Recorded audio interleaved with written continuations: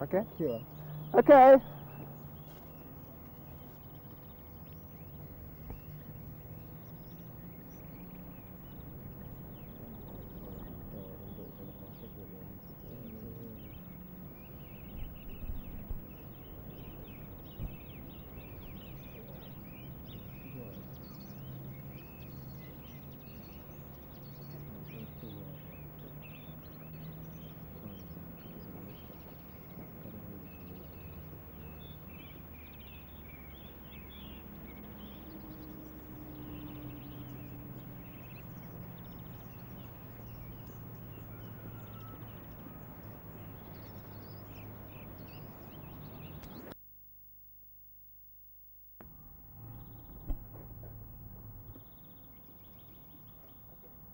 Okay, Mr. Smith.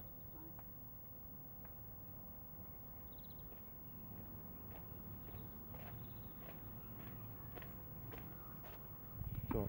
1 2 1 2 1 2 3 4. Testing new sound head. 1 2 3 4 1 2 3 4. Yes. Don't you think that might... Yes, that's a question down here, so we won't... Righto. Well, can we actually go back to the beginning? How did you, as a grandmother, end up in this position of choosing the records which go onto the country's jukeboxes? Well, of course, in the beginning I wasn't a grandmother. This was 15 years ago. And a man came into our garage and wanted to buy a shooting brake. You were then in the motor trade? In the motor trade, yes. He was most particular about the dimensions of the shooting brake and was terribly hush-hush about it. But eventually found out what he wanted it for. And he wanted it for carrying jukeboxes about. And in the end, he was an extremely good salesman, and in the end, he managed to sell my husband 2 jukeboxes, which were located in Sheffield, which my husband said I could look after, and that was the beginning. Well, what size is your organisation now? We are country-wide. We go from South Scotland right down to the south coast. We operate over 3,000 jukeboxes. All in pubs, clubs? Pubs mainly, some cafes, not many in clubs. Well, can we come on to the actual business of selecting the records that you put onto the machines? Now, how do you do it? What criteria do you use in judging records? Well, in the first place, I think it's difficult. You have to keep up with it, for one thing, because you've got to keep track of changing trends. But I think, generally speaking, if a record doesn't hold your attention within about the first 6 seconds... Like that one we just heard, in fact. Exactly, either because it's terribly good or terribly bad, or very, very quiet or very, very noisy, it isn't likely to be of any use. How much is instinct? How important a part does instinct play? Well, that's difficult for me to say. I think it plays rather a great part. I mean, but you've no sort of real basis or sort of training in the pop world, have you?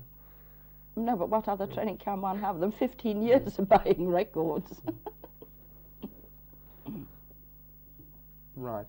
That's all I want for the first part, yeah? Continuity girl's gone home. Take 2. That's lovely. Interview part 2. Right, you all right, Morris? Yes, sir. Interview part 2. Ask question.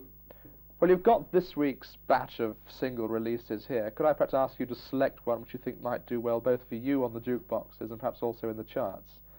It's a quiet week this week and there's not a lot, but there's one here that I know will do well for me in the jukeboxes, but charts, I don't know, it may make it, but it'll play well for me. Ooh. Hang on. Yes, I'm doing it wrong, I'm getting That's nervous. fine. It's lovely. We'll do it to the last... Okay. Once more for that. Ready? Yes. When I say, can you move your hand away, please, Mrs. Smith? Are you all right, Morris? Yes. Right, in your own time, then, please. Okay, Mrs. Smith. Well, if we go back to the beginning, how do you, as a grandmother, come to be in this position of choosing the records which go onto the country's jukeboxes? Mrs. Smith, are there any records which you accept purely on the name of the artist? Oh, Mrs. Smith speaking. Can I have Keith, please?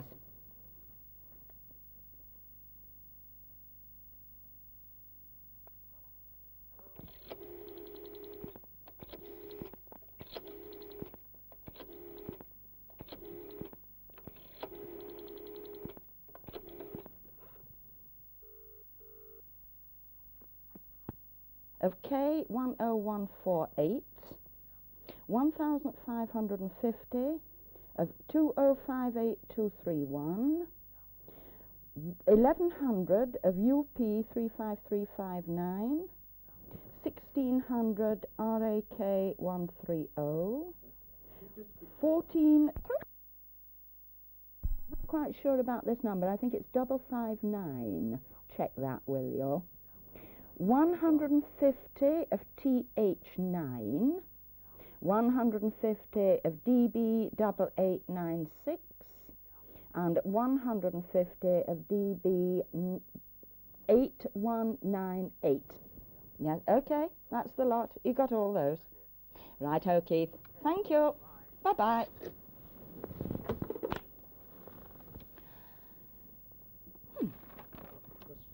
That's fine. Yes. Okay, off you go. Okay, that's fine.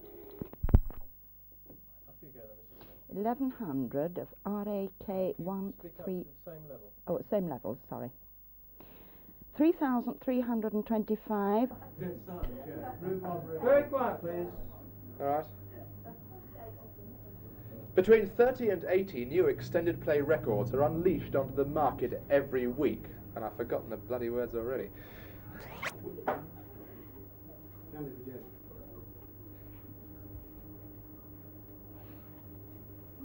That's it. Camera running.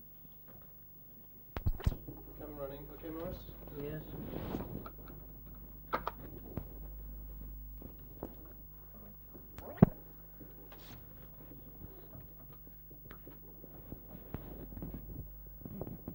Diabolical record. Are you going to be pushing this round the discotheques? You can interrupt that any time you like. No, I'm not. I don't think that'll do at all. It might play on an odd disco, but it's terribly dated. It's all been done before. Not very good at all. Fine. Okay, Mr.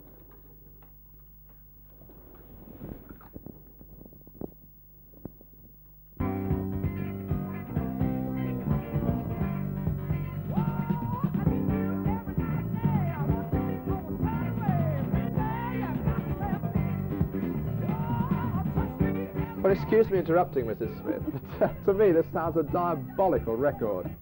Are you in fact going to be pushing this round the jukeboxes? You're quite right. It is a diabolical record. No, I'm not going to push that. It might play on an odd disco, but no more. Okay, Morris? Yep.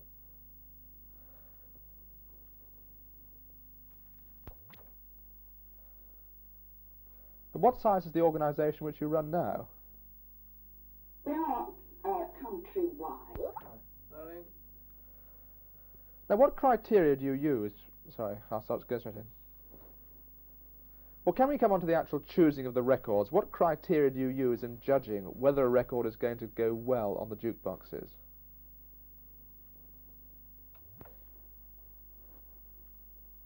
But how important a part does your own personal instinct play when you're listening to records?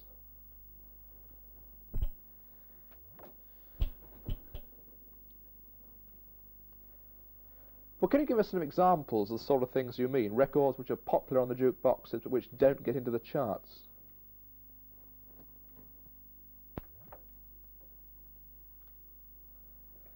So it's rather more complex than just knowing the sort of records that will get into the charts, because they're not necessarily the ones that will do well on the jukeboxes.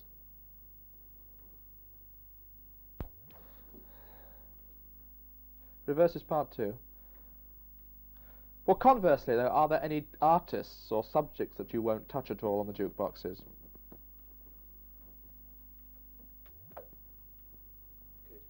But this must surely have counted out of court at various times groups like the Rolling Stones and even perhaps the Beatles.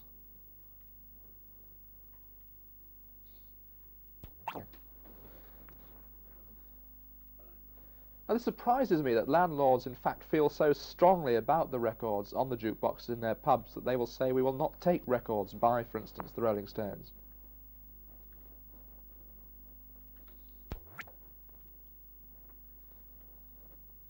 Well, are there any other particular records or groups who are out of favour at the moment with your clients?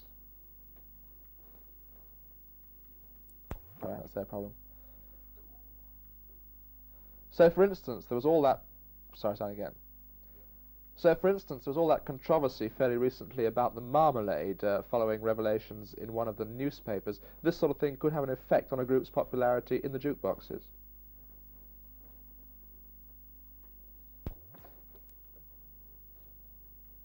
Coming around to another aspect of record choosing, though, how do you approach what I might call the speciality records, things like Clive Dunn's Grandad, Benny Hill's Ernie? Do these do well on the jukeboxes?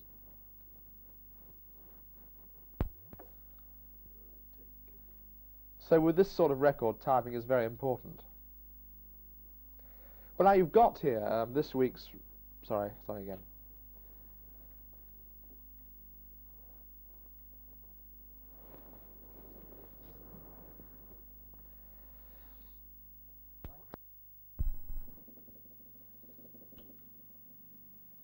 Can you go back up into your other position?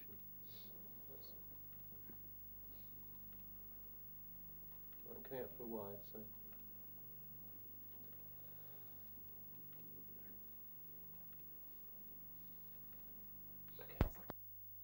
I think it has a drug connection at all. It's out. I won't want to have it. But this must surely have sort of counted out of court at various times, people like the Rolling Stones, even perhaps the Beatles. Not the Beatles so much, because any drug-slanted records that the Beatles made were usually kept to LPs and therefore didn't affect me. But we had a very great kickback from the landlords on the sites against the Rolling Stones some years ago. They simply would not accept Rolling Stones records at all. This has now changed. The last issue of the Rolling Stones has been accepted and is playing well. Well, this surprises me. In fact, landlords feel so strongly they will say we will not take, for instance, Rolling Stones records. Oh, they do indeed. They will say they won't take a particular record because they think it's too noisy for their particular clientele. Are there any other sort of particular groups or particular records which are out of favour at the moment with your clients? No, I don't think so. Not at the moment. One or two keep slipping. If they have a little bad publicity, it always reflects. So, for instance, I mean, looking back, there was all the controversy about the Marmalade, for instance, following revelations in one of the newspapers. Yes. This sort of thing would have an effect on a group. It definitely did, as far as the Marmalade's second issue was concerned. Definitely. Now, coming round to another side, how do you approach sort of the speciality records? Things, for instance, like the Clive Dunn record Grandad or the Benny Hill Ernie. Do these go well on the jukeboxes? Oh, very well indeed, always. Ernie was a delight because it was something that came quite fresh at a time when we needed a little sweetness and light and a little bit of fun, I think. Grandad did extremely well, I think, because it was superbly timed. It came out just before Christmas, and it was a lovely sort of family Christmas record with a nice family feeling about it. With these sort of records, timing is very important, is it? I think so, yes, yes. Well, could I finally ask you, you've got here all this week's releases. Would you like to select one which you think is going to do well, both for you on the jukeboxes and perhaps also in the charts as well? Well, this week's a quiet week, and there are not a lot of reissues. Well, now you've got here this week's batch of single releases. Could you perhaps select one which you think will do well both for you on the jukeboxes and also in the charts?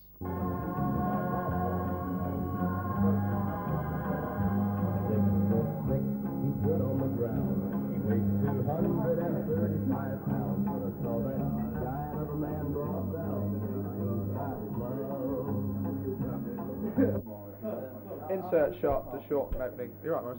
Yeah. Insert shot to short opening sequence.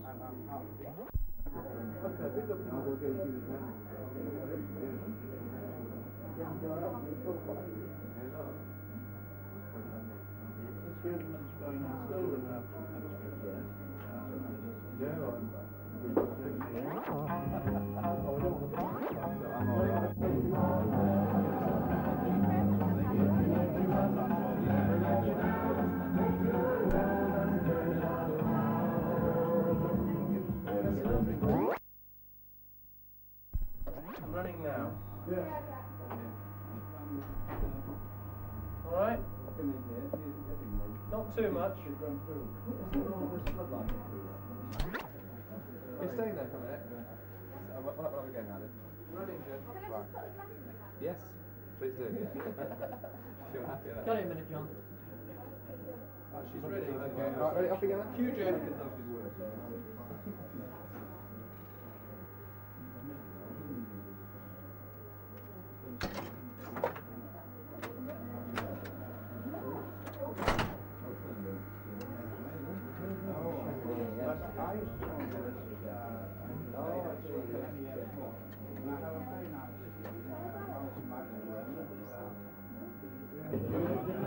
He